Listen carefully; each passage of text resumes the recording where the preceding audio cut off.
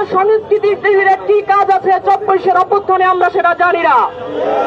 যেখানে আজকে জুলাইয়ের 136তম দিন, এই 136তম দিনে আমি জানিয়ে দিতে চাই 24-এর আন্দোলন, 24-এর স্পিরিট যারা যায় না এই উপদেষ্টা পরিষদে যাদেরকে নিয়োগ দেওয়া হয়েছে, ছাত্র জনতা জানতে চাই তাদের কিসের ভিত্তিতে উপদেষ্টা নিয়োগ দেওয়া হয়েছে, ঠিক কোন ক্যাটাগরিতে উপদেষ্টা নিয়োগ দেওয়া হয়, আমরা সরকারের প্রতি সেটা প্রশ্ন রাখতে চাই।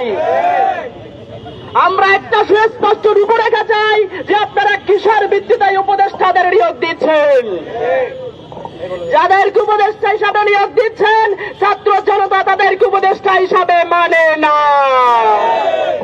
আমরা জানি 2013 সালে যারা শাহবাগ কায়েম করেছিল, সেই শাহবাগ কায়েম করে যারা আওয়ামী ফ্যাসিজমকে শাসনকে দীর্ঘায়িত করতে সহযোগিতা করেছিল তাদেরকে আপনারা উপদেষ্টা পরিষদে বসিয়েছেন।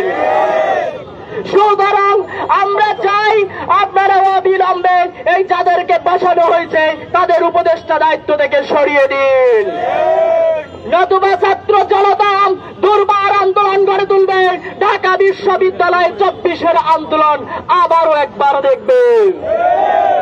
আমরা জানতে চাই এই উপদেষ্টা পরিষদ থেকে যারা শাহবাগের মতিঝিলে হেফাজতে তাদেরকে মারা হয়েছিল তাদেরকে সাপোর্ট দানকারী এই ফারুকি হেফাজতের রক্তের কি কোনো দাম নাই? হেফাজতের রক্তের কি কোনো দাম নাই? আমরা জানতে চাই কোন উপদেষ্টার সাথে ভালো সম্পর্ক থাকলেই তাকে রেফার করে কি আবার উপদেষ্টা করা যায়? বলো। আমরা সুস্পষ্ট দাঁড়িয়ে দিতে চাই।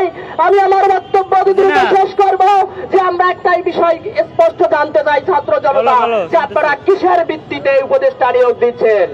এক চট্টগ্রাম থেকে শুধুমাত্র 13 জন উপদেষ্টা কি যোগ্য? পুরো বাংলাদেশ থেকে যোগ্য নাই।